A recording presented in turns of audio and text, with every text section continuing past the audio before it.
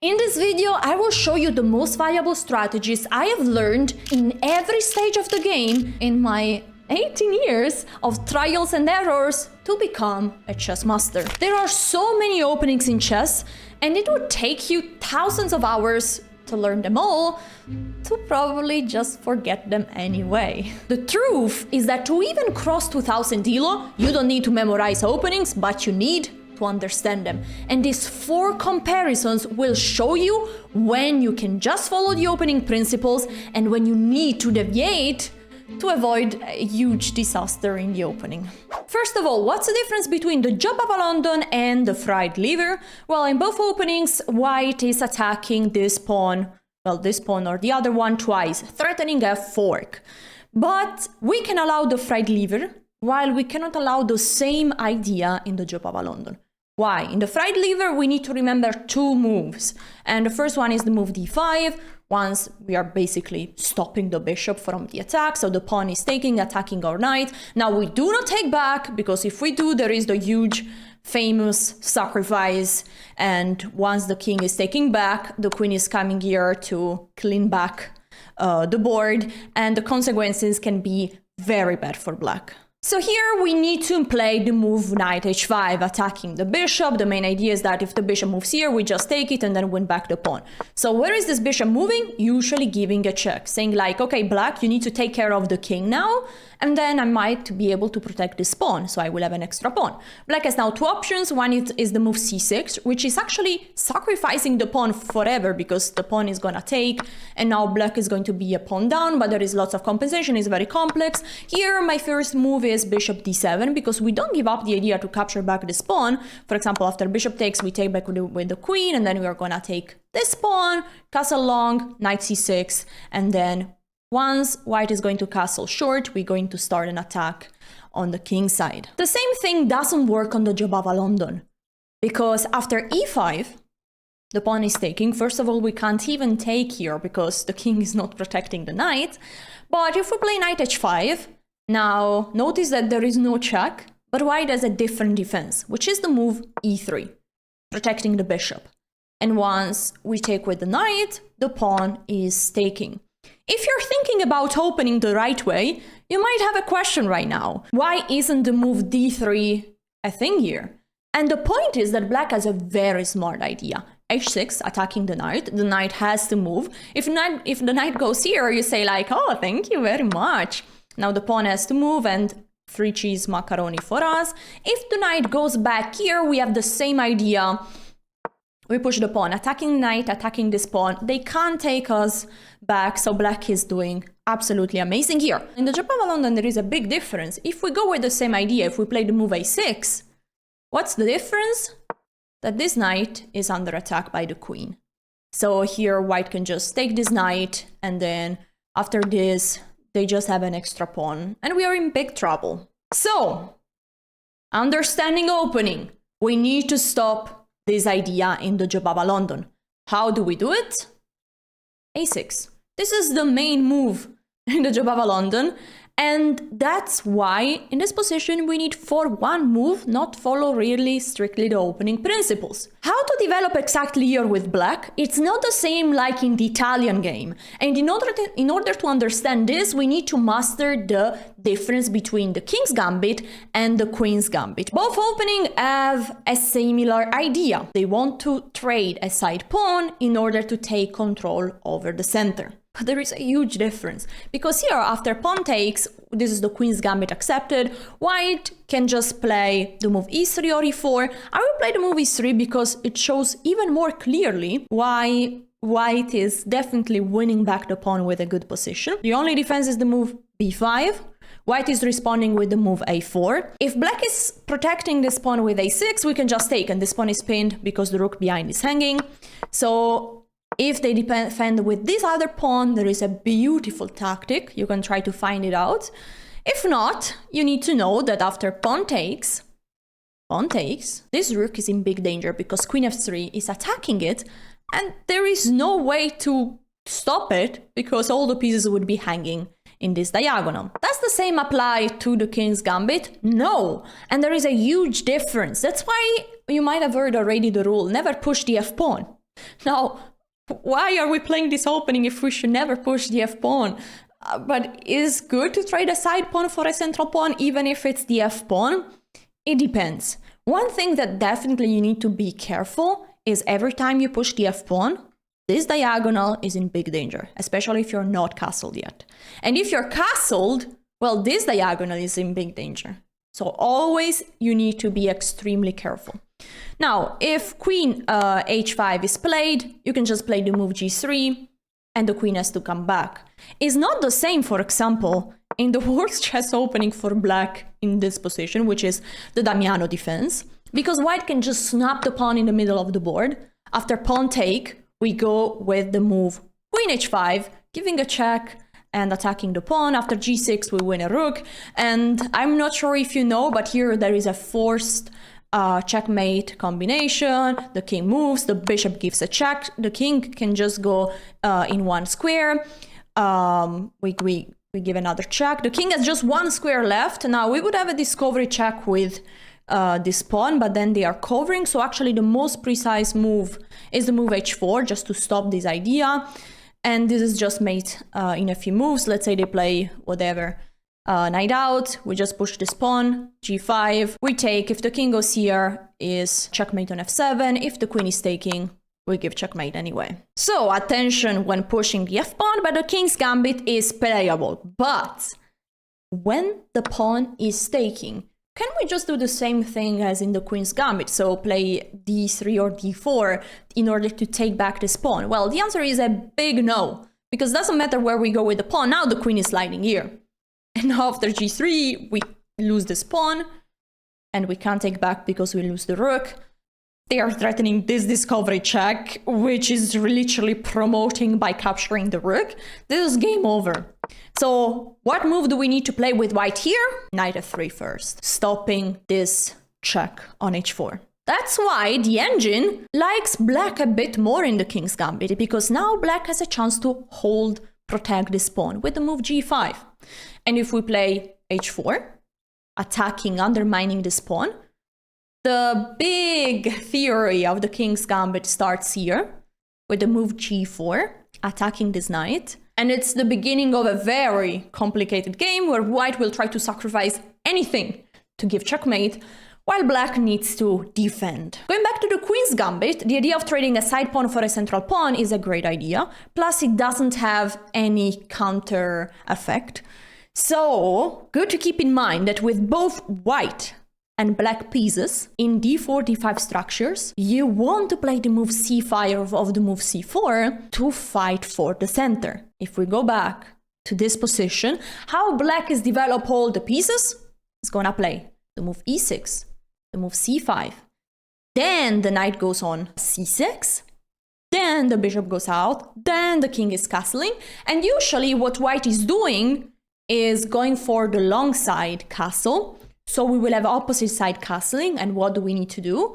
We need to push this pawn and try to attack on the queen side. Third tricky difference is the Italian game versus the Sicilian game.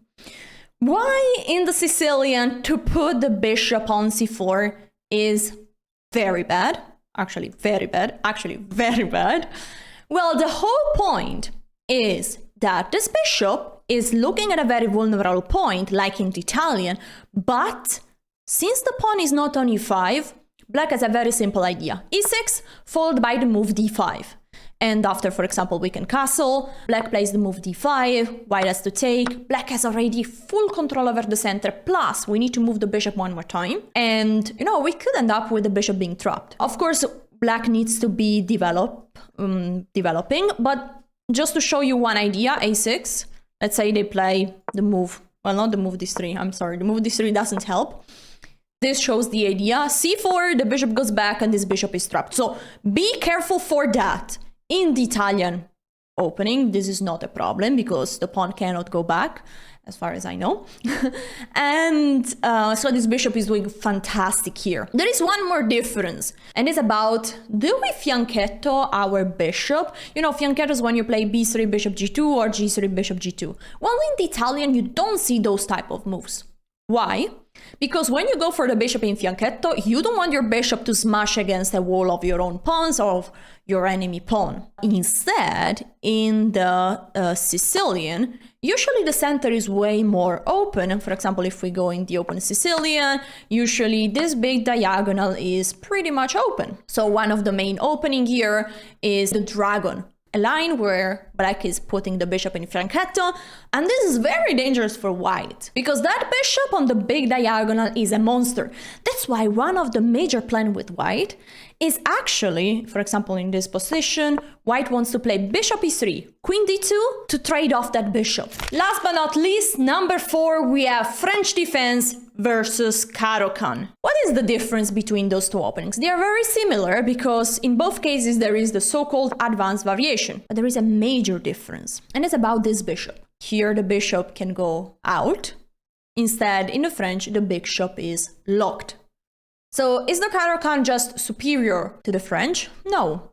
Because in the Caro-Kann, in order to bring out the bishop, we need to make a compromise, meaning that we are pushing the pawn on c6 before pushing the pawn on c5. Because the major idea of this pawn structure is that the only way to fight for the center with black is to go for the breakthrough move c5. This is the major one. There is also another one, but it's a bit more shady. You need to be careful. Is the move f6. So now, what is better, to have an active bishop or to lose a tempo?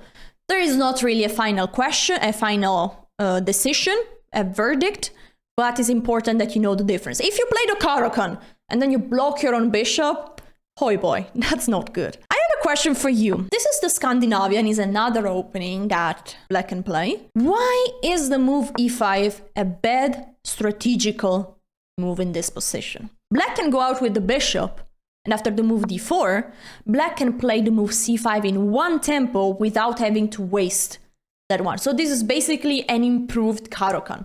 Black can play first the move e6 and then go directly with c5, and if you see the evaluation bar, black is already a bit better after 3 moves. So knowing the opening principle plus knowing all this difference between the most played opening in chess will help you to get a great position after the opening. But it doesn't win your game. That's why these are the 4 most important tactics that actually you're not just solving in puzzles, but they are useful during your games. In this position, one of my students played the move h6. And I said, no, why? And the idea is that they just played the move d3, wanting to develop the bishop here, attacking the queen. But you actually can invite the bishop to get there. For example, if black is castling, bishop g5 is a huge blunder. We can exploit the fact that the piece that is protecting the bishop is the knight. And if this knight moves away, the queen is hanging. What about taking here? What about taking there? Those are the 2 candidate moves. The problem of this move is that after knight takes, we take the queen back, but they're also going to take back the piece. So it's equal material. But here, if we take this knight first, now they're attacking our queen, we're attacking their queen. And once they take, we take back. And once they take, we take back. The problem is that in the meantime, we have an extra piece. The second tactic is still about the knight pinned on f6. And this time white is exploiting in big style by playing the move knight e5.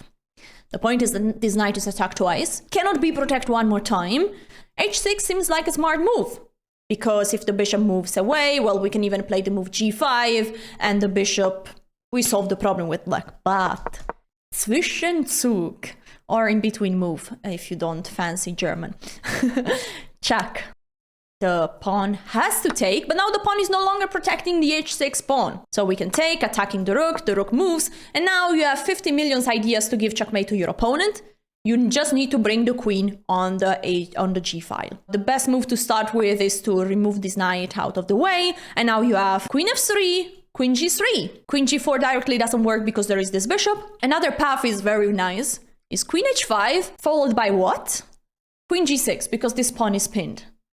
So here my opponent actually played the move bishop e6, which helps me a lot because I can trade off the bishop, and now the queen goes directly on g4 and I checkmated. The same tactic, but harder, was in a game from one of my students. In this position, white has this knight pinned, but there is the bishop, so it's not really pinned. But knight c6, forking the queen and the bishop. The queen has to move, we take, and now the knight is pinned. And guess what? The knight comes on d5 by even attacking the queen. So the queen has to move, and now black could already just take here, pawn takes, and play bishop h6, attacking this pawn. This rook. Sorry for downgrading. And now, what is the plan? There is a knight on the way. We can't slide the queen here to give checkmate. So what's the best move in this position to get rid of this knight? We have f4 or h4. Usually we say be careful at pushing the f-pawn, because this diagonal is becoming weak. But who is exploiting the weakness of that diagonal? Mr. Nobody. So f4 is a great move. The threat is huge, because after bishop moves, we play this, if the knight is moving. Now, we still can't go there, because the queen is hanging. But we could play, for example, rook e3, queen e1, queen g3. And the king is in huge danger. Also, one more idea is queen h5. We will not give mate on the g file, but on the h file. How? Bringing the rook on the h file, then getting rid of the bishop. Also, we are threatening that pawn, which is now protected. But imagine rook e3, rook h3, bishop f4. And now we are double threatening to take this knight and take this pawn on f7, or to just snap the pawn on h7. Another very important tactic we have in this game. Black played move d5, and now attention at taking this pawn if the knight is not pinned but protected by the bishop, because black can take here, and now we can't simply take back with the pawn or with the bishop, because this bishop is hanging. And the moment we take here, the knight can save itself by taking back the bishop. Black has an extra piece. A beautiful application of this we have in this puzzle. It's white to move. Let's assess the situation. White just lost a rook, but white is already an extra piece, because the minor pieces are 4, while black has 3. Pawns are equal, meaning that white is down a rook, but as an extra piece. -5 plus 3, the material difference is -2. If we're able to win a piece of 3 value, we have a material advantage. So is the move rook take d1 just the right solution to this puzzle? The answer is no. And the most obvious reason is that if we take, black is taking this knight. But it's not the only one. Because then the first of the solution that comes to mind is knight f5, attacking this bishop, which cannot be protected by the rook, because the rook would be hanging, and cannot move anywhere, and cannot be protected by anyone else. But after knight f5, in-between move, black is playing the in-between of the in-between move. Knight take d5, a great defense. And if we take back here, they are taking this piece. If we take this piece, they are taking with the knight. Meaning that black in this position is threatening to win a piece in 2 ways, with the move knight take d5, and with the move pawn takes the knight. So we need to first save both knights, and then we can take back this bishop. In between of the in-between of the in-between move, we first take here, giving a check. Then we go with the knight attacking the queen. And once the queen moves to any square, we win back the piece. All this to have a +1 advantage. Last but not least, there is one tactical theme that you must train way more than all the others. Because more than 30% of blunders that happen during games is due to overlooking the threat of our opponent. So when you go to solve puzzles, make sure to solve the puzzles in the theme defense. And this is an example. When you start solving puzzles, first of all, assess the material. Here, material is pretty much equal. 3 minor pieces, 1 rook, 1 queen, and the same number of pawns. But there is a problem. Hello there, this is a fork. Second question is, what's the idea of the last move of my opponent? Same question that you need to ask during your games. And yeah, they are threatening actually triple fork. But we have a knight that can take back. What's the point of this puzzle? You don't have to find just the best move for you, but you need to find the best defense for your opponent. Because here, after knight takes, if they just take back with the bishop or with the pawn, what are we gonna do? We're gonna take the queen. I don't think you're gonna leave the queen hanging, so they need to find an in-between move. After knight here, what is the only in-between move that is saving the queen plus wanting to take this piece back at the next move? Is bishop take a 4 check. Once we take back with the pawn, notice that the pawn is protected by the queen, so they can't take one more time. If they take back this knight with the pawn or with the bishop, what is free for us? Miss Rook. So black has to find another in-between move. Let's get there again. Knight takes. Actually, let's play it. We take with the pawn. And now they're gonna take this rook here. And there are 2 ways to capture back, with the knight or with the pawn. But the best one is definitely with the knight, because like this, we end up with an extra piece. These tactics will help you win material when there is something concrete to do. But what about middle game positions where you can't win material? Well, you need to find the right plans. And these are the 5 most important plans that I've used in so many cases during my chess career. And this position contains the secret of 3 of them. Is this an endgame or a middle game? Well, I like to consider endgame those positions where the king can join the action, can go towards the center, can be exposed without getting mated. In this case, there are still the queens on the board, so the king needs to stay into safety. Material evaluation. Black has 2 extra pawns, 1 and 2. All the rest is equal. So definitely these are the first 2 plans that apply in this position. When you're up material, try to trade down pieces. When you're down material, avoid trades. That's why black played as last move queen e5, wanting to trade the queens.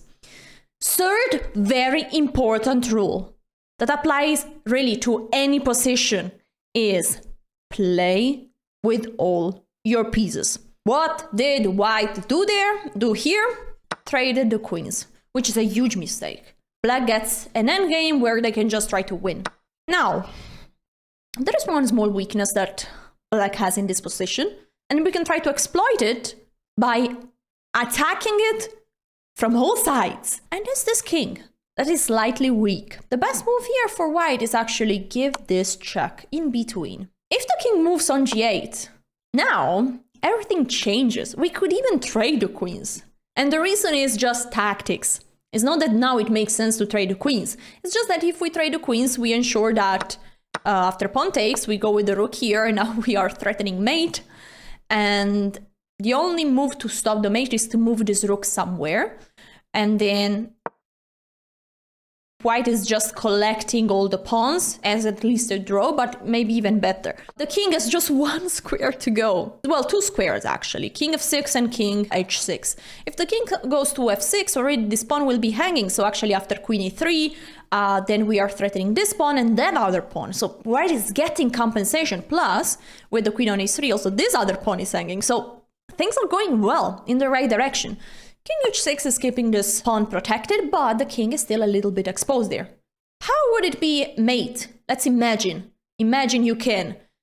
So the king cannot go back anymore, so actually we need a check and we need to block a few squares. So a queen on h4 would be checkmate, right? If the queen wouldn't be hanging, of course. In this position, we cannot really get there, but for example, queen g3 is interesting. Because if the pawn is taken, hello there.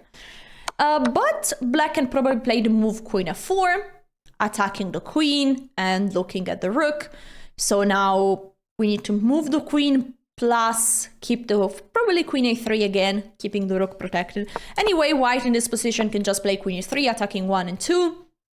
And after the queen is taken, now I love the move rook c7. Second rook on the 7th rank. Play with all your pieces. Again, Mr. Black has one only move, which is rook h8, protecting this pawn. There is no other way to do that. And now we can try to sneak our queen again towards this square. And what could be a path? If the queen goes on g3, they have a check, the king goes there, and then the queen is just coming to d4 to control all these squares. And it's hard for white to make progress. That's why here white has a very smart move.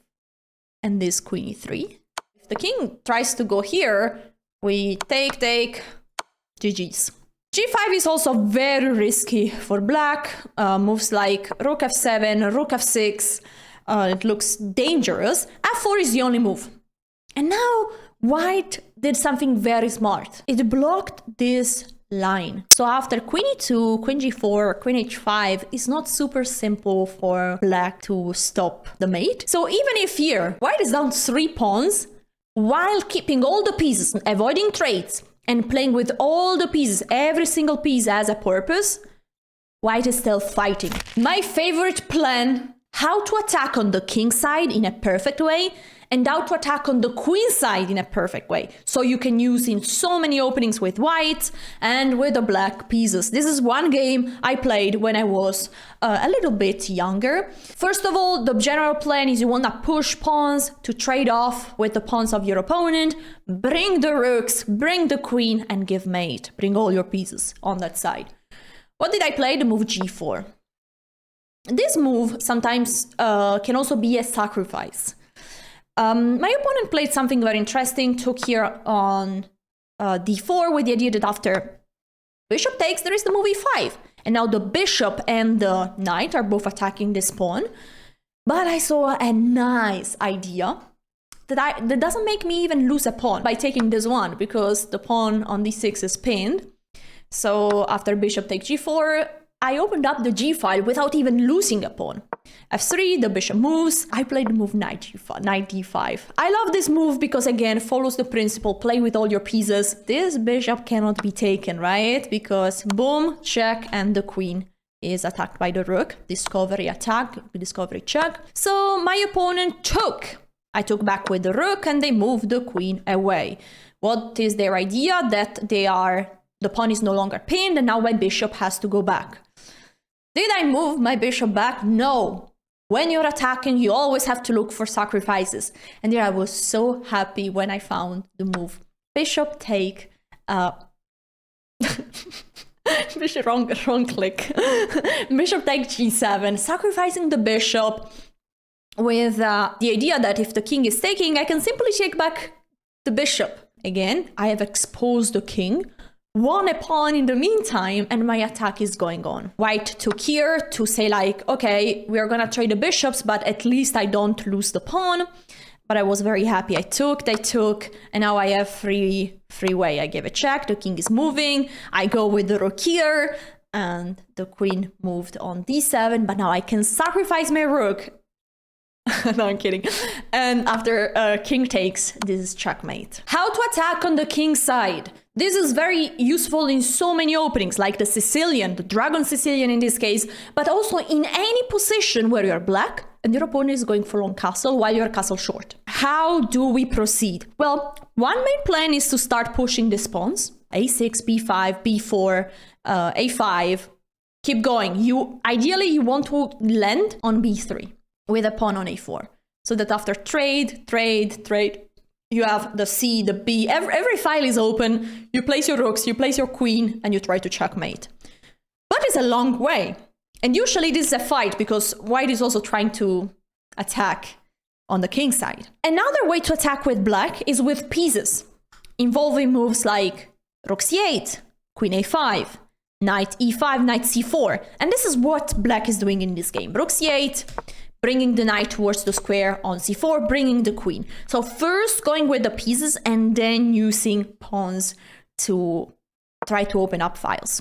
The king is moving. This is a normal prophylactical move. Knight c4, forking the queen and the bishop. Now white has to decide which bishop to give away. This one or this one? This one is helping to attack. This one is helping to defend. And white decided to give away the bishop that was helping in the attack. Now we need to find some more ideas with black, and one idea is that once we push pawns, this bishop might end up being trapped, and this is what black has tried to do. In the meantime, didn't care about sacrificing a pawn. The pawn is just hanging, you know, it was attacked 3 times, protected just 2, and the main idea is that now black can exploit the b file open with moves a5 followed by a4. If this is the idea, white can try to block the pawn with the move a4. So now black had to find some more ideas, and as always, play with all your pieces. This rook is doing absolutely nothing, so rook b4, wanting to bring the other rook to the party is a great idea. White is also going for the counter attack. Who else is not playing? Those rooks are doing all right. This bishop is, you know, the knight is in the way of the bishop, and this bishop is attacking a pawn that is right now protected enough time. So bishop e6. I love this move. Making space for the knight so the bishop becomes even more active and wanting to trade a defender. A very important defender of the king. If this bishop is taking, oh boy. So knight b5 is a genius move played here, wanting to block the diagonal for the line for the rooks. Knight e7, again, genius move. The knight wants to join the party. The bishop is directly looking at b2. The other knight is joining the action. Knight e5 attacking the queen. The queen is moving. Knight c4. And usually, once you've improved all your pieces, you reach a position where you need to look for a tactical blow. And here, black played the move knight take b2. And after king takes, what's the idea? Now you see that this knight is pinned and is attacked 1, 2, 3 times, but is protected also 3 times. So black sacrificed the rook, removing a defender, and after pawn takes, taking here with the rook, very important, attacking the queen. Once the queen moves anywhere, there will be at least a very nice discovery check. And for example, if the queen goes to c3, we can just take, the king is taking. And here there is even checkmate, because after rook takes, the king has no square. So e5 is the only move, and then bishop takes is just mate. Last but not least, this plan helped me beat a grandmaster in a classical chess game. And we are gonna see how to exploit a weak square. The move knight f6, a normal development move, is a bit a mistake in this position, because bishop g5, with the idea of trading off this knight, leaves white with 2 strong pieces that can land on d5, while black has just a light square bishop. So the whole plan of white is to castle and then try to reroute this knight towards d5. That's why here the most played move, and also what the grandmaster played, is the move h6. Now, the whole game will be around the d5 square, but first of all, I need to develop all my pieces. And here I did very well, because the move a4 and c4 are stopping the plan of black, which in the Sicilian is to break through the center with the move d5 or b5 to open up all their pieces that are now stuck behind. Look at this bishop. So white still went on developing. White is me. I went on developing, bringing all my pieces, and now this is the typical maneuver with the knight. I want to bring the knight ready to jump on d5, and that's pretty much what I did. I could already go on d5, but to be honest, the best way for white is in this position to torture black. And this is something my coach taught me very well. In chess, you don't win with just one weakness. And right now, the only weakness is the d5 square. You need to create more weaknesses. And in this position, I don't have to rush to go on d5, because black will have a hard time to find even a plan. So I slowly improved my position, trying to create more weaknesses. What I did, bringing the 2 rooks. Now, I brought the bishop back, maybe with the idea of playing the move f4 one day. You see the bishop and the king are on the same diagonal. The bishop goes back. I played the move g3 because I said, like, okay, I would like to play the move f4, but after pawn takes, I want to be able to take back with the pawn. Okay, but if I push this pawn, first of all, my king is pinned. Well, my knight is pinned, but also I will no longer be able to protect this pawn. So I said, I will start slow. I will play first the move f3 and then remove the king from the pin. Now, he played the move h5, which gave me a new big opportunity, and is to bring the bishop towards g5. In order to do that, I have to move away the knight and the rook while keeping them in active squares. And that's what I did. First of all, I brought the knight to b4. Then I had to move the queen out of the way in order to push the rook up, to then bring the bishop in this diagonal. Now, another critical move was the move a5, which forced me to trade off the knight, but I was happy because now still this knight can go on d5. But before doing that, I want to trade my bishop for the knight, fighting for the square on d5. This would leave me with a monster on d5. That's why he moved the knight away, saying like, hey Alessia, do you want to trade the two bishops? I said no, but actually yes. And then I traded the bishops, went with the knight on d5. Now, there are many weaknesses, like this one is weak, this one is weak, this square is weak. What I did is to bring all my pieces to attack the pawn on d6. Now, as you can see, this pawn is attacked 4 times and is protected 3, now 4. So now all my pieces are pointing at one point, but it's not enough to win the game. Because as you can see, I have 4 attackers, they have 4 defenders. The principle of the 2 weaknesses. That's why here I played first the move rook d5. What am I threatening? There is a pawn hanging. The pawn on e5 is free because the rook behind is pinned and unprotected. So f6 is necessary here, but I played here the move f4. I'm threatening to take here one more time and win a pawn. So he took. I took back with the queen, and now my idea is to keep going, play the move g4, so I would play against this weakness, plus the weakness of the king. The final mistake of the game was the move queen d8, which leaves me with the opportunity of knight d4. I'm threatening the rook and this royal fork. And the grandmaster resigned. Last but not least, these are 3 endgames that literally blew my mind. In this position, if you know the square rule, it seems like white is winning. Why? Because this king is in the box, meaning that this king is able to stop this pawn, while this king is definitely hopeless to even get close to the box. So it seemed like white can just keep pushing and black cannot go anywhere. But in reality, this is a draw. The defense of black is very important because it explains that chess has a weird geometry, and you can use this concept in any chess endgame. The right move is king b2, with the idea that after here, the king is going there. What is the king doing? The king is getting closer to the pawn, but at the same time is getting closer to the other pawn. Meaning that if the king is now saying like, okay, let's try to win this pawn, black is playing another insane move, not going towards taking this pawn, which would be the logical approach, but playing the move king d4. And the point is that the king is getting to capture this pawn at the same speed by doing this or by doing this. Now, if the king is taking the pawn, we are getting in the box. How did that even happen?